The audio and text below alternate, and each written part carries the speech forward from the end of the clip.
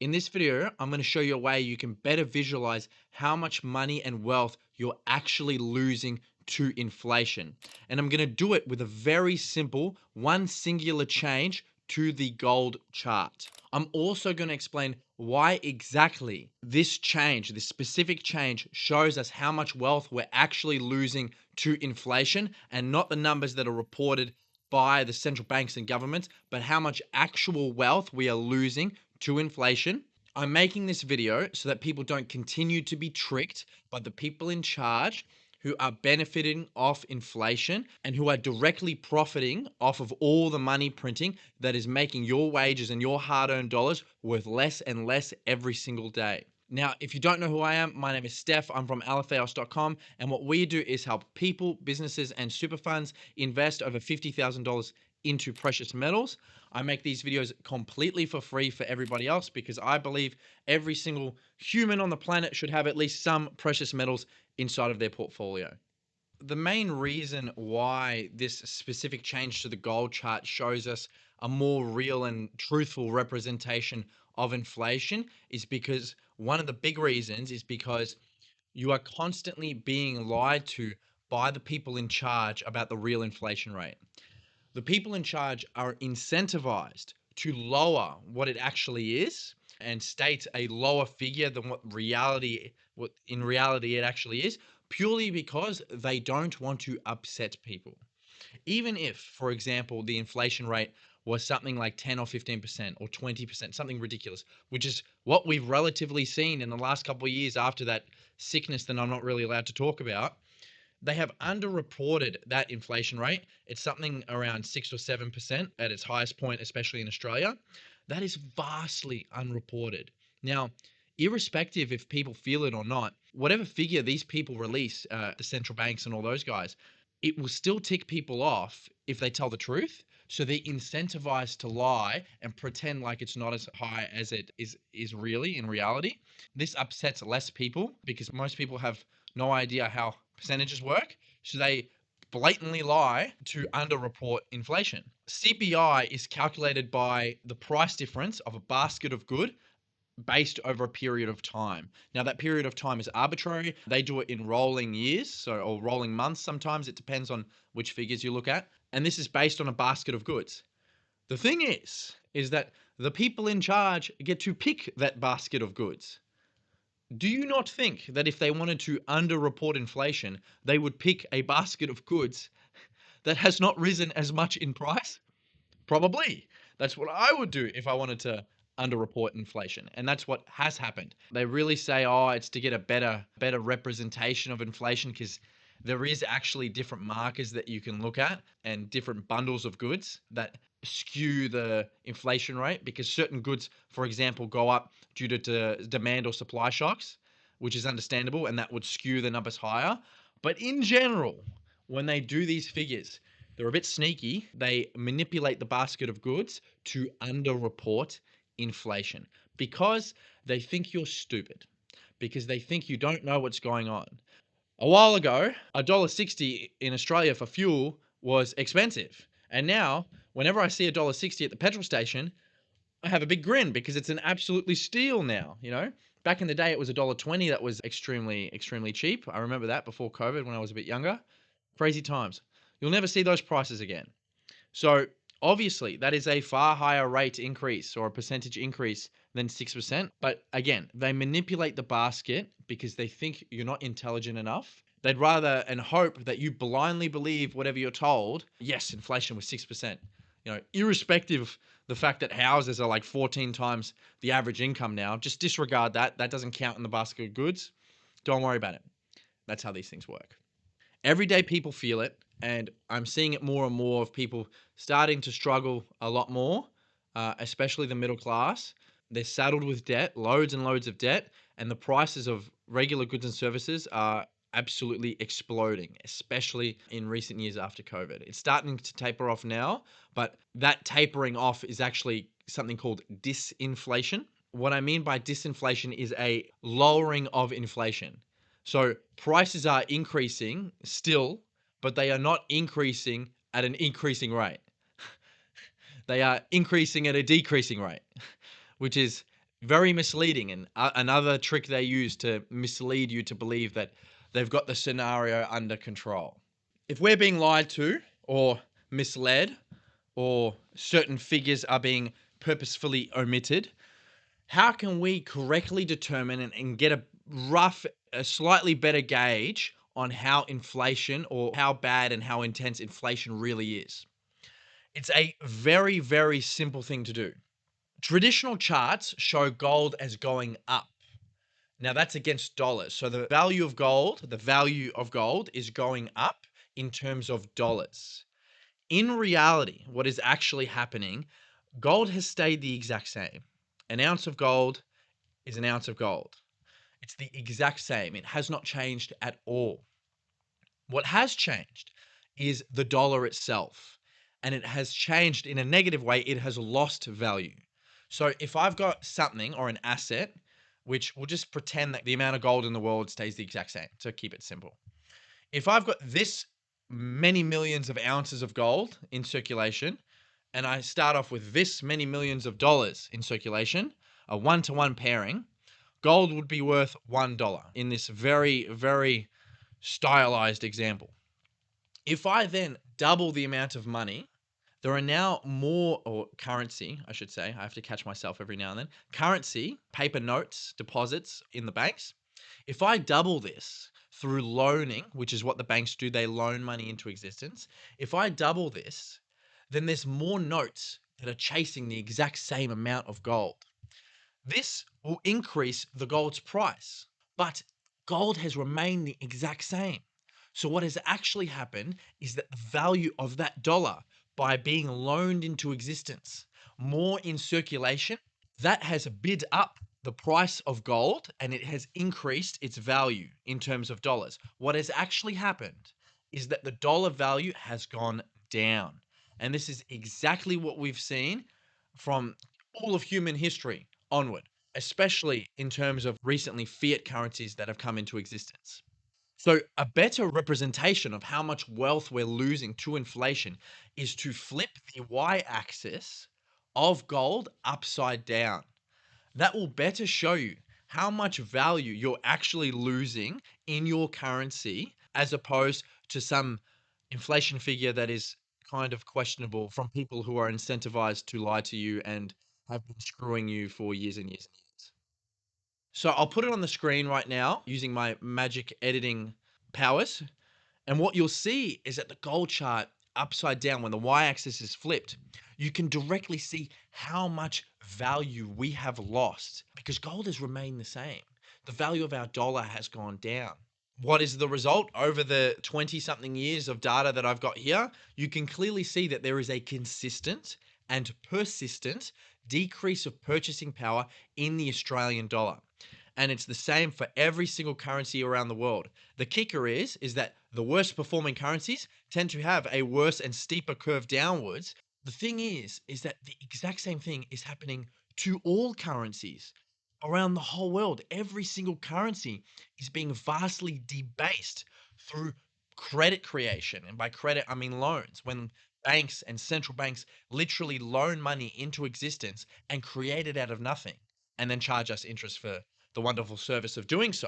And what you'll see on the tail end is that this decrease in purchasing power, especially after that pandemic, I can't talk about, especially after that pandemic, the increase in the price of gold, and inversely, the decrease in purchasing power of our currency has rapidly accelerated. This is because they printed a metric shitload of money when COVID happened.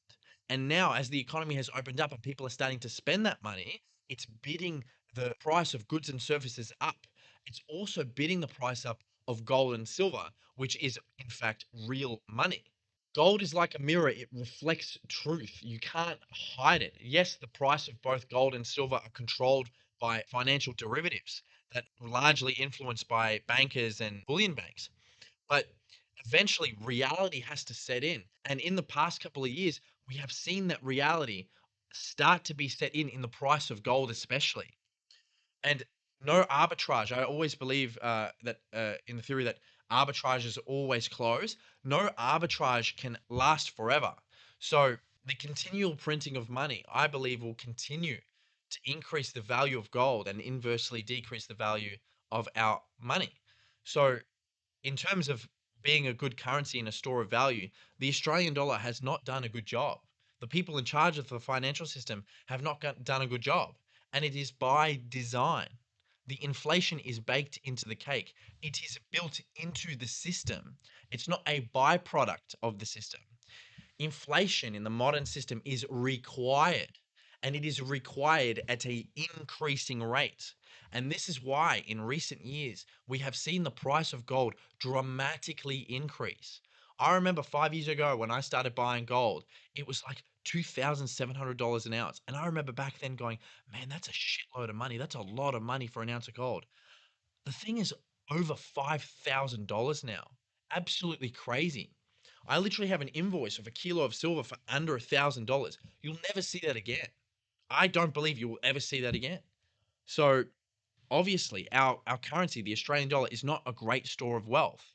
What is? Well, obviously the market that we're paying it against to gold, which is real money. So, in my opinion, if you have any sort of savings, whether you're a company or a super fund or a person, and they're idly sitting by in cash or bank deposits, which will collect very low interest rates because we require now very low interest rates before the economy shits itself.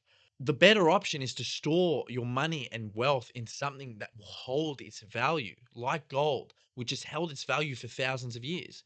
And it will continue to do so because it is the money, it's real money.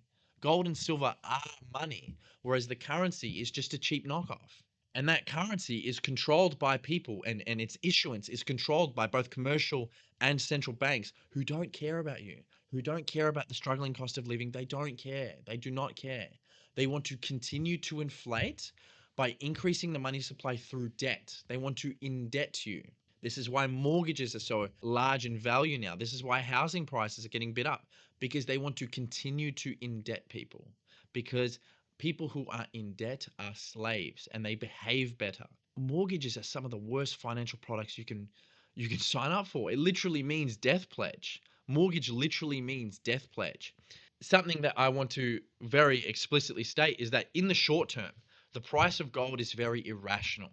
It's based on financial contracts, and most of those aren't real regardless. So, a better way and a more holistic way to look at this price chart is to look at it in its entirety. Look at the trends. I believe that the price of gold will increase at an exponential rate purely because the rate of money supply increase is also exponential. They are printing money at a faster and faster rate, and they are not going to stop until eventually I believe the currency will fail. When that happens, I've got no idea. But the thing is that in the short term, the prices are very irrational. Even in recessions, gold goes down. It's still very irrational. This is because the banks, they sell their winners to cover their losers, which heavily affects the paper price of gold and silver. However, in a long enough time horizon, which is something that I try to endow on my customers, which is something I'm really working on to really educate them. Have a longer time horizon. Think in terms of decades. Think in terms of economic cycles, 2, 3, 4, 5 decades. When you behave and think in that manner, you become more logical and you behave more logically. So have a look at the entire chart and view it in a more holistic view. That will show you and better represent how much wealth you're actually losing to inflation. The unfortunate thing, even though gold has increased in value due to the continual increase in the money supply, gold and silver prices are still heavily controlled by financial derivatives, futures contracts, and options contracts. Now, this is like a banker's wet dream. These assets can be directly controlled by paper ounces that are not physically real, that can be written and sold out of thin air. It's literally, again, they love to print something out of nothing and then make money doing so. Paper markets like the COMEX and central bank influence can directly influence the prices of gold and silver. So, whatever gains we've seen in both gold and silver, they have been allowed. Those gains have been allowed. The reason, personally, why I believe gold has ran further than silver and why I believe, especially in the short term, why gold will continue to run further than silver, especially in the short term, is because central banks, governments, and commercial banks will allow gold to run further and go higher in price. This is because majority of people cannot even think of buying gold. It's completely out of touch to them. They have no comprehension of buying an ounce of gold for $5,000. The average normal person cannot afford even a single ounce of gold. Central banks have been buying gold ad nauseum. They've been buying disgusting amounts of gold, especially in recent years. The inverse can be said for silver. Silver at $50 an ounce, and even if it was $300 an ounce, would still directly be accessible by the public. So they have been suppressing the price, especially for silver, by shorting using contracts and selling contracts to push the price down. This is done mainly for multiples of reasons, but mainly because silver is so useful. They want the price to maintain low because it is extremely useful. And because the second main reason is because that is the telltale sign of when the financial system is about to go kaput. When silver's price dramatically and sharply rises, it is because the general public are waking up. And because people act like sheep and blindly follow what everybody else is doing, they're trying to suppress the price to stop that from happening. Now, that's my personal theory. That's what I believe is going on. Commodity bull runs, typically gold runs first, followed by silver, and then lastly by platinum. So it is the same trend over and over again. I believe silver's return will be outsized to gold, mainly because the gold silver ratio is over 100 right now. And I will make a video explaining what that means. But all the appreciation in the price, appreciation, I say in loose quotation marks. I mean, the in reality it is the admission of loss of purchasing power. All of these admissions and the appreciation that is going on have only been allowed by the people who run the financial contracts and are able to print those financial contracts. If gold were priced correctly, it would be multiples higher than what it is currently. 5,000 an ounce in Australian dollars would look cheap if it was correctly priced. This exact same could be said, if not even more so, because it is more suppressed, is the same case for silver. Silver is so disgustingly undervalued right now that it is not even worthwhile digging for it alone. It is, in most scenarios, a byproduct of mining companies, which is absolutely insane for how useful that material is. Now, gold is the money of governments, sultans, kings, but silver is the money of the people. When silver's price begins to rise, it means the general public and people are starting to figure out the game and starting to figure out that inflation is baked into the cake, that it will continue, it will not stop. People are starting to figure out that they're being misled and taken advantage of. So they go and they deploy their currency and trade it for real money, which is silver in most cases, because the majority of people, again, cannot afford gold anymore. And that's even with a suppressed price. If more people own these assets, the less control that the financial tycoons that run the system have on the general public. So if I own an asset which is nobody else's liability, like gold and silver, which has its own value independent of any state, any authority, I am therefore automatically able to be controlled less, because more of my wealth is tied up in assets that are completely outside of the system. This is why I preach and preach and preach and tell people, and why I firmly believe that every human on the planet should own at least a little bit of gold and silver, because you have more bargaining power. You are less reliant. You are more self sufficient. It's absolutely fantastic. Nothing wakes people up about how the financial system is going than the rising prices of gold and silver. I don't understand how it works. It wakes people up. The moment they see gold running, they start to question why. Why is gold running? Gold hasn't changed at all. Why is the price of gold doubled in the last 3 to 5 years? Why? What's happened in that 3 to 5 years to warrant an increase of 100%? Well, once you get down the rabbit hole, you quickly realize, hey, this money that I've been saving very hard for my entire life is actually just loaned into existence. Why is it loaned into existence? And then they trickle down the rabbit hole and realize all the history and learn all the history behind both gold and silver and how the modern financial system works. That's exactly what happened to me. And now I work in the industry because I believe in it so much. Again, if the prices of gold and silver were not manipulated, they would be tremendously higher than what they are now. So from now on, if you want a better way to determine how much money and wealth you're actually losing rather than relying on people who are incentivized to lie to you, if you want to view how much of your wealth is being stolen by the financial tycoons, the elites of society, who are the ones who are printing the money, who are incentivized to loan to you, who are incentivized to get you further and further into debt by creating more and more money, which pushes the prices up, which causes inflation today. A better way to determine how much you've lost in terms of purchasing power is to view the gold price and invert it. It's as simple as that. I hope you found this video helpful. If you would like to purchase gold or silver and want to invest over $50,000 as a person, company, or super fund, feel free to head to alatheos.com. If not, I hope you enjoyed the video and I will catch you in the next one. Have a great rest of your week. See ya.